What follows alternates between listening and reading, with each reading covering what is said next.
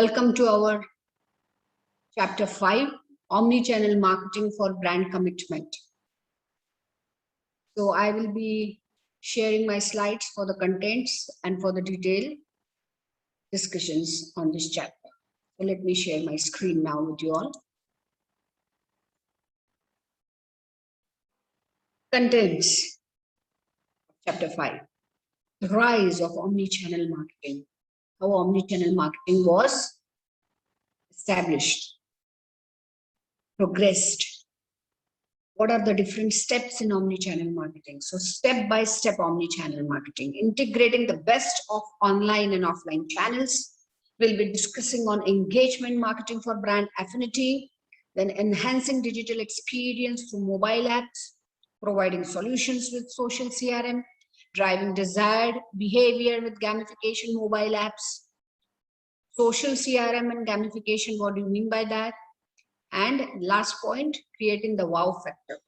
Log, getting to wow. What is a wow? Enjoy, experience, and engage. And why it is important for the companies to create that wow moment, the customers. So, omni-channel. What do you mean by omni-channel? Omni-channel is the idea of using all your channels to create one unified experience for your customers, one unified experience. So this includes both traditional and digital channels, point of sale in store and online experiences. So buyers have become increasingly mobile nowadays. Buyers have become increasingly mobile and channel agnostic. They constantly move from one channel to another, from online to offline and vice versa. And what do they expect? They expect a seamless and consistent experience without a noticeable disconnect. So in the digital era, the buyer's path is always not straightforward. It is not straightforward always. How it is? Sometimes it is spiral also. So moreover, there are many possible combinations of touch points that buyers may go through in their purchase path. Okay. The next point, omnichannel means what? Omnichannel means focusing on customers' experience of marketing and communication channels. It means focusing on customers' experience of marketing and communication channels. So brands, e-commerce can connect with the customers and build a long, valuable relationship. What is the new normal now? Now the new normal is to browse online first with no intention of buying online, but do research before going into a brick and mortar store, that is before going to offline purchase. Alternatively, it's also perfectly normal to shop at a physical location and then go online to buy. First I will go see the products physically in the store and then I might buy online. So it is anyways. So it's even common practice to be online while in brick and mortar location. It's called showrooming and web rooming. What's it's called? Showrooming and web rooming. We will see that in detail. Both are common purchase scenarios in digital era. Both are very common. You see that. So research shows 72% of US smartphone owners use their phones in store to check prices, to look up for the product information and find a specific item. So it is a common trend. Now we will see different trends that propel omnichannel marketing into the main stream, which is the first one. Trend 1, focusing on mobile commerce in the now economy. As the customers become increasingly mobile connected, time becomes the scarcest solutions in their lives. They choose trademarks that provide the convenience of access and transaction. They expect companies to deliver solutions to their needs without the hassles. The speed of delivery is often important as the product and services themselves. Speed also is extremely very important. Which speed? Speed of delivery. So in the now economy, real-time marketplaces, the Ubers, the AirNabs of the world that connect sellers and buyers are flourishing. You see, na? So much of demand. Mobile phones are arguably responsible for this. No other channel beat mobile phones when it comes to proximity to the clients, when it comes to the nearness to the clients. So it is imperative for marketers to put mobile devices at the center of their omni-channel strategy. I can give the example of BMW. Now, BMW UK, for instance, now allows clients to buy cars on their mobile with their mobile apps. When clients scan an image of BMW car found in a print and outdoor advertisements with their mobile phones, they will be taken to the relevant website pages to see the car details and further do complete process of purchase effortlessly. Effortlessly, they can do the purchase in few minutes, in just 10-15 minutes. Another big category is wearables, which can fuel this trend further. So now economy is not showing any signs of slowing down. Any chance of slowing down. Now bringing web roaming into offline channels. Next is bringing web roaming into offline channels.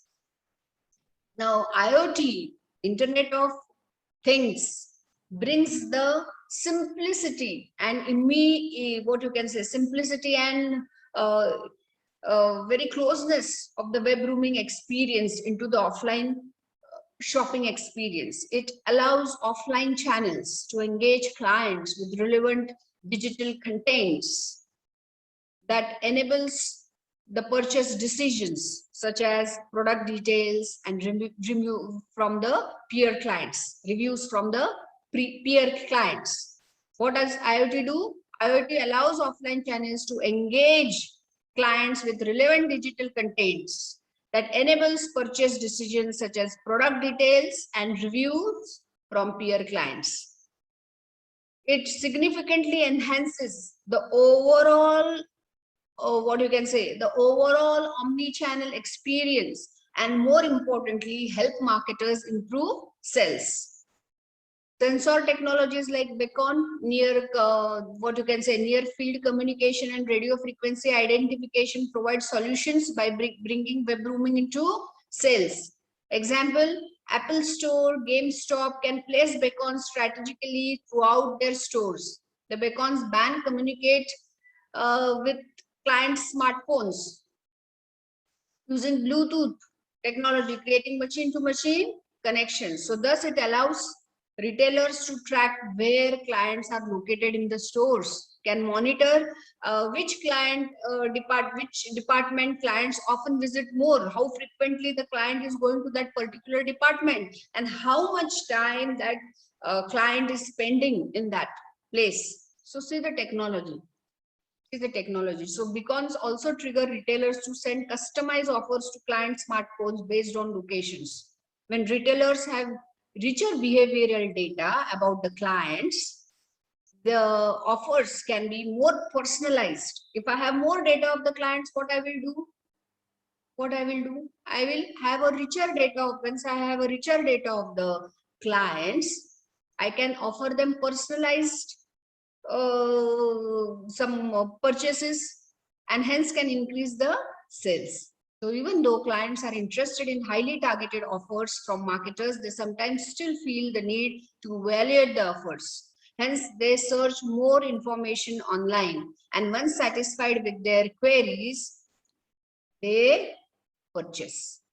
Example, Burberry uses sensor technologies with radio frequency identification tags for its clothing items. And what does it do? It activates the changing room mirrors when clients try them on. So on the mirror, clients can watch a video describing the product, see the technology. Casino, a French supermarket places near field communication tags on its products. So when clients taps the tag, when the clients taps the tag with their smartphones, they get instant access to their product details. So clients can scan their tags with their smartphones to add products to their virtual baskets and to check out. Not only that, Casino drives clients all the way to purchase. That's the reason it drives all the way for them to purchase with so much of modern technologies in practice. This is trend 2. Trend 3, bringing showrooming into online channels. Now, offline shopping is about using 5 senses to experience products and services before coming to purchase. Moreover, going to shopping malls is all about social lifestyle and status. People expect to see each other and to be seen by other people when they shop offline. Hang out for shopping with their friends, family, nice get together spot also. It's also about human to human connection that usually happen in offline channels.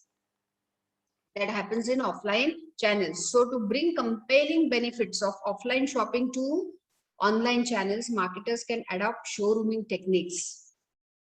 A brilliant example here is Tesco in South Korea. It's a wonderful prime example. As one of the busiest people recognized with longest working hours in the world, South Koreans find it difficult to buy grocery due to their hectic lifestyle. So in response to this, Tesco company came up with a brilliant implementation by creating virtual stores, essentially wallpapers, resembling grocery store shelves in the public places such as subway stations. So busy customers can shop with their smartphones while waiting for their trains by simply scanning the products they want to buy with the Home Plus app. The products will be then sent by Tesco and arrive moments later after they reach home. What a fantastic, brilliant idea. So you're waiting for the train and you're putting the order of your grocery, and by the time you reach home, the grocery has arrived at your doorsteps. Another example is IKEA. IKEA realized that it is challenging for clients to find a furniture that fits their spaces. It is very challenging. Thus, with its augmented reality app and printed brochures, IKEA helps clients solve this problem by placing, how it solves the problem? By placing a printed brochure on the intended location for a piece of furniture and then seeing it through the app screen. So customers can preview having the furniture into their actual homes, how it is going to look, how that corner is going to look. If I place my sofa here, how it is going to look. So this showrooming approach allows customers to shop and explore products in physical spaces, utilize their senses, and still have human to human connection while shopping it. See, the technology is completely changing. Previously, we used to call the carpenters. They used to work in the houses for months and fix the furnitures. Now everything is assembled. The shipment comes, the furniture is assembled at your home place, and that's it, done in an hour's time. So moreover, it solves typical challenges associated with online shopping. Followed, coming to the next point. Optimizing omnichannel experience with big data analytics. Now we have seen that web rooming and showrooming rely heavily on mobile apps, mobile devices. This device serves as a bridge. What it serves as a bridge that connects the digital world with the offline world. So marketers are now able to view a seamless picture of clients navigating across online and offline channels. Sometimes, something that was not previously done. So the rich buyer data marketers can potentially capture include buyer demographics, the buyer journey patterns in offline channels, browsing patterns in online channels, social media activities, product and promotion preferences, and transaction records among others. So understanding which promotion works, where, and for which individual type, it allows marketers to tailor their messages accordingly and avoid sending irrelevant spam. Simple. Avoid spending irrelevant spam. So tracking historical patterns help marketers predict what clients will buy next. It ultimately provides opportunity for marketers to anticipate future buyer demand. and manage inventories. I can really predict what my future clients wants it by tracking their past record, their historical patterns of purchases. So these trends involving mobile commerce, web grooming, showrooming, and channel analytics helps marketers to enhance and integrate trademark sales and communication channels to deliver holistic omni-channel experience.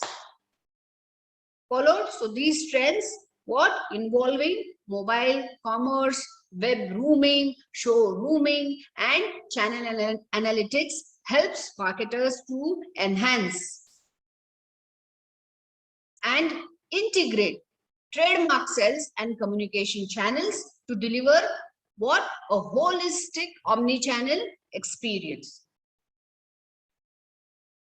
Coming to the next slide, step-by-step omni-channel marketing.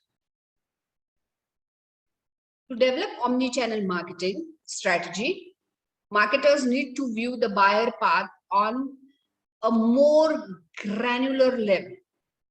Marketers need to map all possible touch points across the 5 A's. All 5 A's are important: aware, appeal, ask, act, advocate. This will never live in the marketing 4.0. Since there are many possible combinations of touch points and channels that clients experience, there are various touch points. These are the touch points. Okay, and these are the communication and sales points.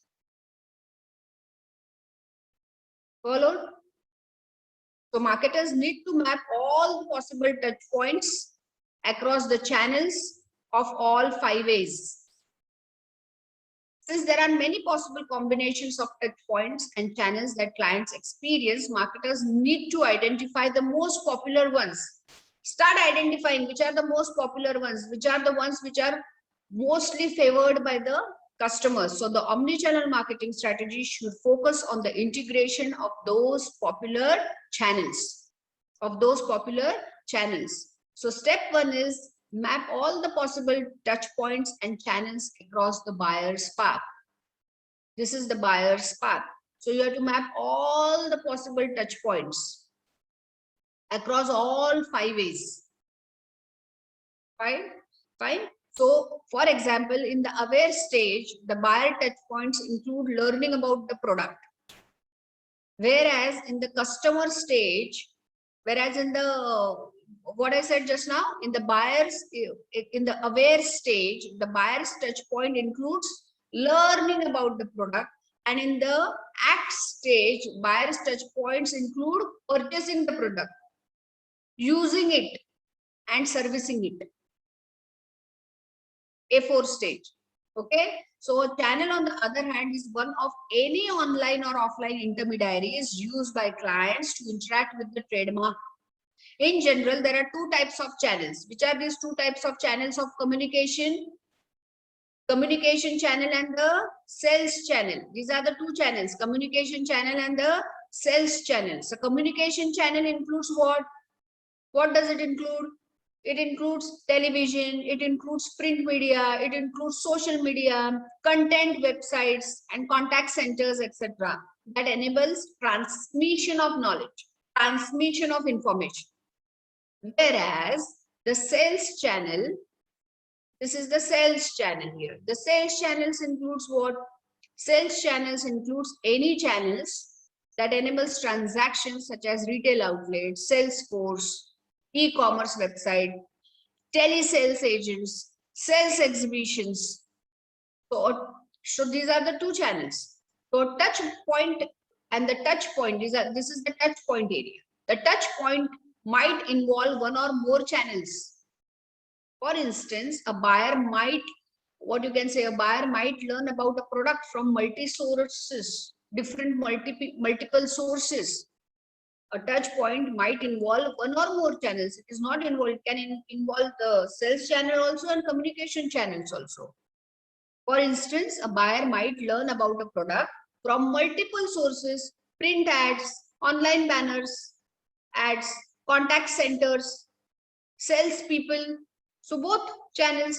Similarly, a channel might serve as multiple touch points for marketers It can serve as a multiple touch points. So for marketers, more touch points and channels lead to more market coverage for their trademarks. More people, more touch points, more people. But they have also learned more complexity. With this, what happens, the more complexity also comes into picture. So with this, the marketers have also learned more complexity in designing an intelligible omni-channel marketing strategy. So with this, with more touch points, you have to design in the more, it becomes more complex. So you design to have your strategy in the more finest way.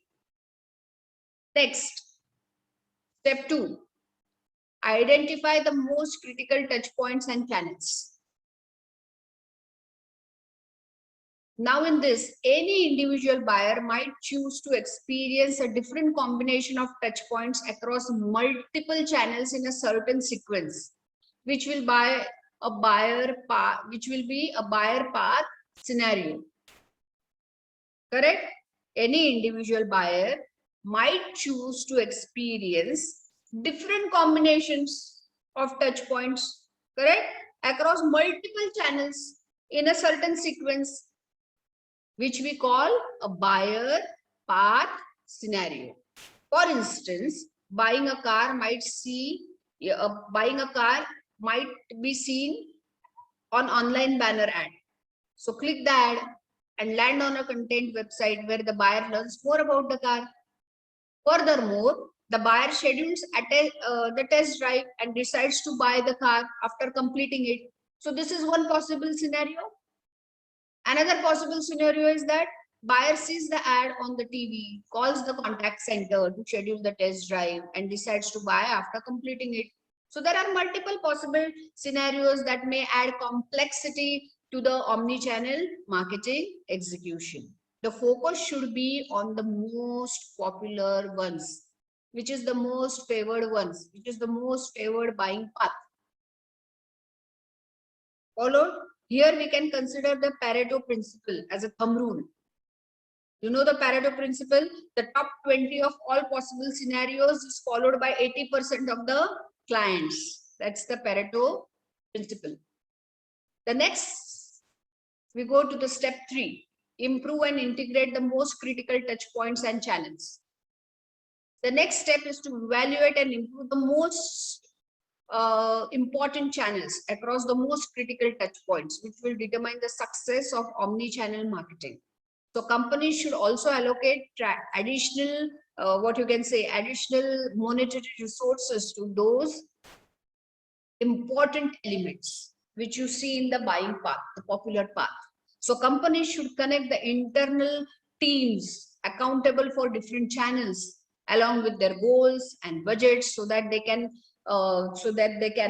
collaborate and deliver that seamless and consistent experience, flawless experience, continuous experience. So when they merge, they will work together seamlessly to figure out the best way to allocate their budgets and achieve their goals regardless of the channels. Followed? So for some organizations that are unable to merge different channel teams, they can cross incentivize their teams. They can cross incentivize their teams and make sure everyone is motivated to support the omni-channel marketing initiative. I can give an example. For example, contact center mediators can incentivize for their roles in driving clients to purchase, even though the purchase may occur on the e-commerce site. So this incentive alignment ensures that everyone within the organization is on the board. So give them the incentive. The next one, integrating the best of online and offline channels. Now today's path to purchase is more complex than ever before, with plenty of distractions along the way, which we have studied. So this puts immense pressure on brands to maintain a clear, consistent, and compelling omni-channel presence, so that when consumers choose to engage with content and advertisements, brand messages are available in the should be available in the right moment on the right channel. So in today's omni-channel consumers landscape, integrated online and offline campaigns can generate powerful results for brands, combining the speed and precision of digital with the brand building power of traditional, both together.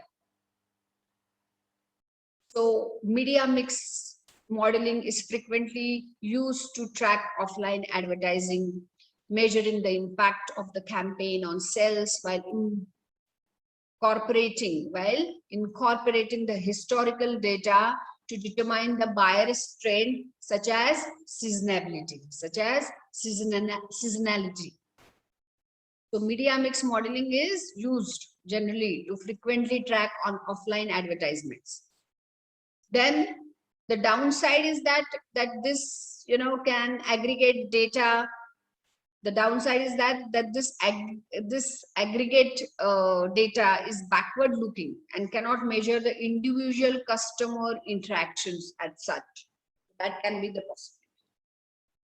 Then online campaigns leverage multi-touch attribution models that track each consumer interaction at the personal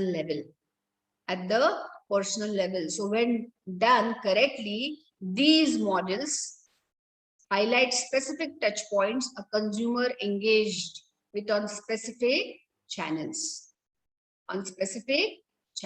However, the quality and accuracy of the insights can be questionable. Attribution models bring with them a variety of potential misattributions, so which can lead to marketers to optimize their efforts in the wrong places. So furthermore, a siloed approach to online and offline measurement results in limited visibility into all interactions across the broader customer journey is. Now, unified measurements, what does unified measurement offers? Unified measurement offers insight into aggregate data, overarching consumer trends, and personal level interaction. Followed? Personal level interaction. So by delivering a cohesive view of the channels and touch points driving ROI, as well as how those channels interact with each other, marketers can optimize strategy, drive conversions, and brand awareness. So offline information is compared with digital engagements for a holistic understanding of campaign reach and engagement. So the key is to create single view of the customer journey, single view of the consumer journey, combining offline and online data using a unified measurement approach. That's how omnichannel, giving a unified experience. So omnichannel marketing campaigns that integrate both your online and offline channels ensure that your messaging reaches your customers on their preferred channels, which maximizes your brand awareness and visibility. So cohesive messaging across channels helps establish a clear brand identity in customers' minds, which has been shown to drive more conversions. So in addition to improved brand awareness and identity, online and offline integration also helps with improved customer engagement. Better customer targeting also helps drive customer engagement. Why? Because getting customers fully and interactively involved in their preferred channels helps to build a positive customer experience. So higher engagement leads to more sales and ultimately higher profits, as simple as that. So improved customer engagement is necessary. And then what is there? Positive customer journey. Positive customer journey, integrated omni-channel campaigns are all about creating a satisfying customer experience. Targeted messages in preferred channels should reflect and build upon any engagements. That's necessary, So targeted messages in preferred channels should reflect and build upon any engagements, consumers. which they have already made with your brand. So in this way, you can create a truly customer-centric experience that demonstrates a meaningful connection with consumers. So the benefits are clear. So how do you optimize your online and offline channel integration efforts to ensure your reap, to ensure that you reap the awards, can reach your marketing goals?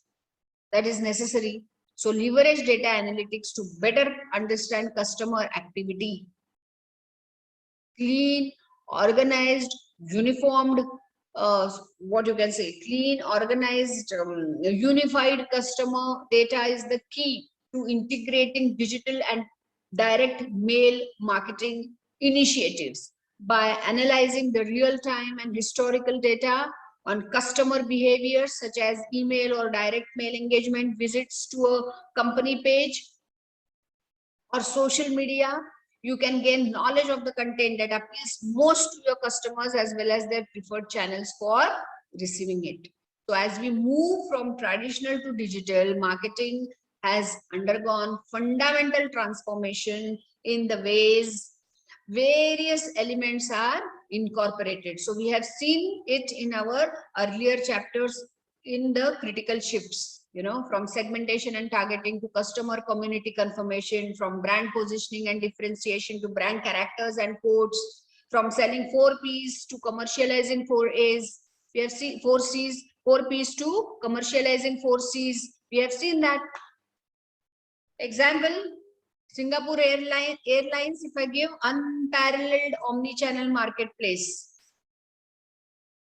It's not only retailers, but it's airline companies also who became a master of omni-channel experience. Aviation companies are also taking big part in this. Singapore Airlines sets a good example of offering a seamless experience to their customers. They have already, they have already been lauded for their innovation, and for a while they are creating a powerful customer-oriented omni-channel experience. This flagship airline is partnering with AOE airports, integrated airports and shopping malls by fusing online and offline experience. And with this partnership, the customers can easily shop, can pre-book, enhance in flight options, and can earn loyalty in real time. Brilliant example. Another example I can give is Bank of America. The Bank of America has been utilizing omni-channel experience for its customers for a long time, from allowing them to hook up to free Wi-Fi and continue bank transactions while waiting in a branch to offering tablets while sitting in a kiosk with a bank manager. However, they went a step ahead and started the Robo Branch initiative, where customers don't need to wait for a tailor to get free. Instead, can share their grievances with a machine. The conversation, issue handling and experience is all the same. Follow? So these are the examples. Now we go to the next one, engagement marketing for brand affinity. Now, engagement marketing for brand affinity. Brand affinity goes beyond the products and services, you say. Make customers feel that they have a real relationship and shared values with your brand. So affinity is when customers invest in your brand, not out of habit or convenience, but because they really believe in it. They really love your brand. It's less about the individual products and services and more about your brand identity. More about your brand identity. So brand affinity campaigns are driven by emotion with that human touch that's essential to all inbound marketing strategies. That is brand affinity.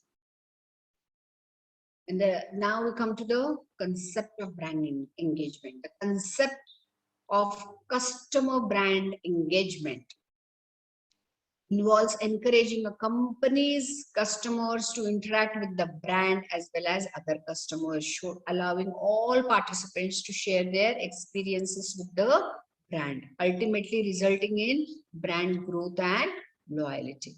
Brand growth and loyalty. So brand engagement leverages social media using branded communications that add value and keep consumers actively involved. So which are the steps involved? Steps involved are initiate the conversation. Steps involved are initiate the conversation and then keep it going. These are the 4 steps involved. Social media marketing is the ultimate vehicle for reaching out to consumers and finding the right audience for your brand.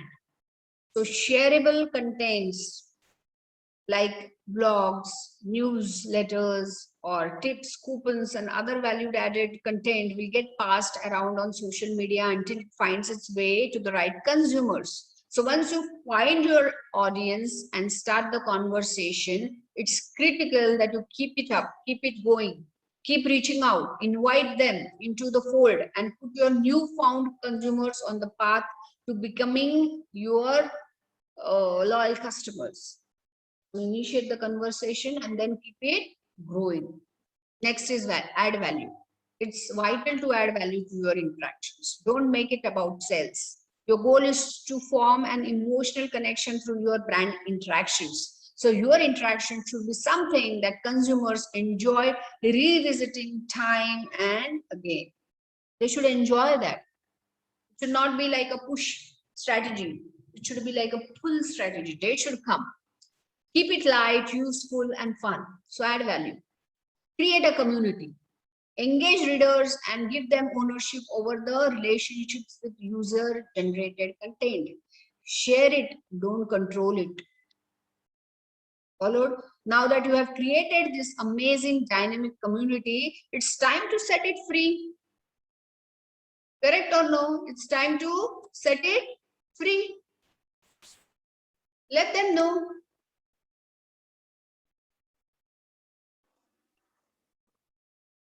That they are the owners of their community, of your community, right? So while you will always be the brand steward, so let consumers take ownership of your community, let them share in the content, steer the conversation, drive the interaction, and all in the name of brand engagement. All in the name of brand engagement. So that is what I mean to say, creating a community.